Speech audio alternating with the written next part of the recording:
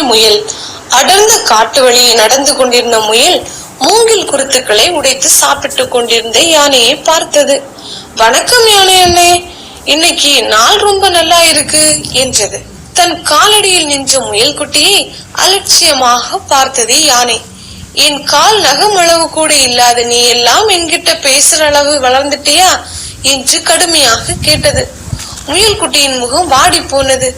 ஏன் யானை அண்ணன் தன்னிடம் இப்படி பேசியது என்று யோசித்தபடியே நடந்தது. காட்டை ஒட்டி இருக்கிற ஏரியில் வாழும் முதலை அக்காவிடம் கேட்கலாமே என்று ஏரிக்கு ஓடியது. முதலை அக்கா, முயலின் சத்தம் கேட்டு தண்ணீருக்கு வெளியே எட்டி பார்த்தது முதலை. கடற்கரையில் இருந்த முயலை பார்த்து, நீயா என்னை கூப்பிட்டாயா என்றது. ஆமாம் என்று தலையாட்டியது முயல்.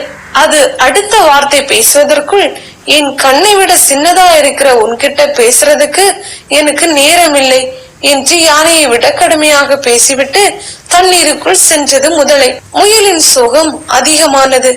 மீண்டும் முதலை அழைத்தது. நான் உருவத்துல சின்னதா இருந்தாலும் பலத்துல உங்களை விட பெரியவன். வேணும்னா 2 பேரும் நேருக்கு நேர் மோதி பார்க்கலாமா என்று கேட்டது. முதலைக்கு சிரிப்பு தாங்க முடியவில்லை. இருந்தாலும் போட்டிக்கு ஒப்புக்கொண்டது.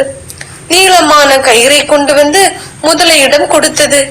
அக்கா, இந்த கயிற்றின் இன்னொரு முனையை நான் பிடித்துக் கொள்வேன். நான் இழு என்று சொன்னதும் நீங்கள் இழுக்க வேண்டும் என்று சொல்லிவிட்டு கயிறுடன் காட்டுக்குள் ஓடியது. அங்கே இருந்த யானையையும் இதே போல போட்டிக்கு அழைத்தது. இதென்ன பெரிய விஷயம், நான் ஒரு இழு இழுத்தால் நீ காணாமல் போய்விடுவார் என்று சொல்லிக்கொண்டே கயிறை தன் தும்பிக்கையில் கெட்டியாக பிடித்துக் கொண்டது யானை.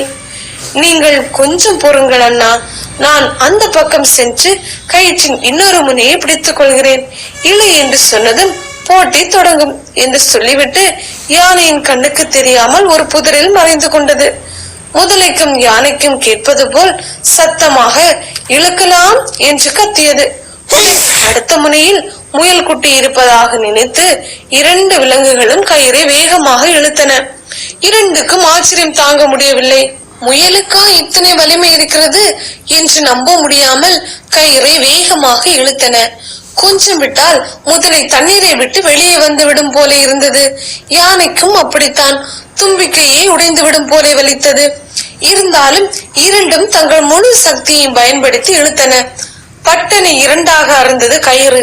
அந்த வேகத்தில் அருகில் இருந்த மரத்தில் மோதி மண்டை வீங்கியது யானைக்கு.